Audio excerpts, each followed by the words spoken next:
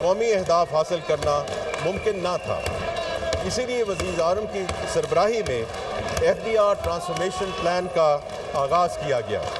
یہ کوئی روایتی مشق نہیں تھی، بلکہ وزیر اعظم کی براہ راست نگرانی میں ایک تفصیلی مشاورت کے ذریعے تیار کیا گیا منصوبہ تھا، جس کی ستمبر 2024 میں باقاعدہ طور پہ منظوری دی گئی۔ اس منصوبے کی بنیاد 3 ستونوں پر ہے: پیپل، پروسیس اینڈ ٹیکنالوجی۔ جناب اسپیکر، اس منصوبے کا محور ڈیجیٹل ٹرانسفارمیشن ہے۔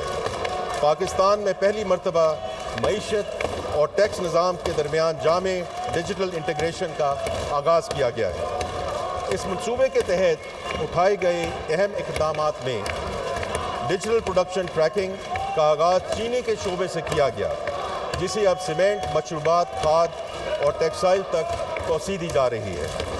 بزنس ٹو بزنس لین دین کو دستاویزی شکل دینے کے لیے ملک گیر ای انوائسنگ کا اجرا، سیلز اور انکم ٹیکس کے لیے آرٹیفیشل انٹیلیجنس پر مبنی آڈٹ سلیکشن سسٹم، چاروں صوبوں میں پوائنٹ آف سیل نظام کی انٹیگریشن، اشیاء کی نقل و حمل پر نظر رکھنے کے لیے ای وے بلنگ، کسٹمز میں ملی بھگت کا ختم کرنے کے لیے فیسلیس آڈٹ نظام کا قیام، افسران کے لیے ڈیجیٹل ورک فلو اور بروقت انفورسمنٹ الرٹس، ایک نیا سینٹرل کنٹرول یونٹ جو تمام ڈیٹا کی سینٹرلائز ویزیبلٹی فراہم کرے، اور جدید ٹیکنالوجی لانے کے مینڈیٹ کے ساتھ پرال بورڈ کی تشکیل نو ہو چکی ہے۔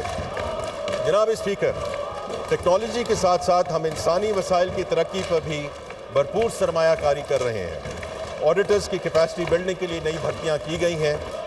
شعبہ جاتی ماہرین اور آڈٹ مینٹورز کو کلیدی اکائیوں میں تعینات کیا گیا ہے، تاکہ تربیت اور پیشہ ورانہ رہنمائی کے تسلسل برقرار رکھا جا سکے۔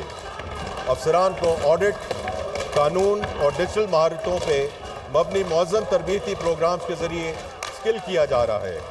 پیچیدہ قانونی مقامات کی پیروی کے لیے صف اول کی قانونی فرموں کی خدمات حاصل کی جا رہی ہیں۔ سب سے اہم بات یہ ہے جناب اسپیکر کہ اب افسران کو ریوارڈز محض سینیورٹی سے نہیں، بلکہ ان کی کارکردگی، پیشہ ورانہ رویے اور دیانتداری سے مشروط کیا گیا ہے۔